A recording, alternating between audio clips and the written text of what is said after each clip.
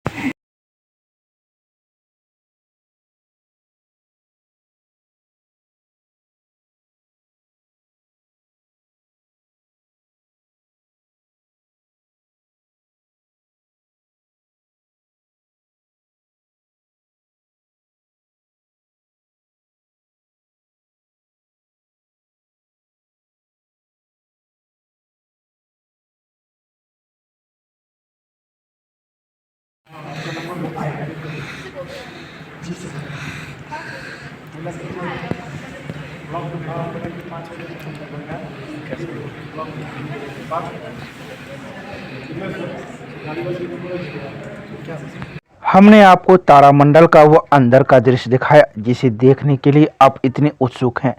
ये तो कुछ झलकियां थी। जब इनका उद्घाटन हो जाएगा और इनकी शुरुआत हो जाएगी तो आप लोग स्वयं आकर इस तारामंडल को देखेंगे। हम आपको बता दें, बिहार में तो भले दूसरा, लेकिन यह पहला तारामंडल है जिसे एक अलग तरीके से बनाया गया है और अलग तरीके से दिखाया गया है।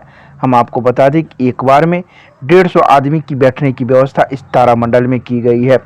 साथ ही यह कितने देर की होगी और इसकी टिकट की क्या दर होगी इसे तय नहीं किया गया है, लेकिन जल्द इसे तय कर लोगों के लिए खोला जाएगा।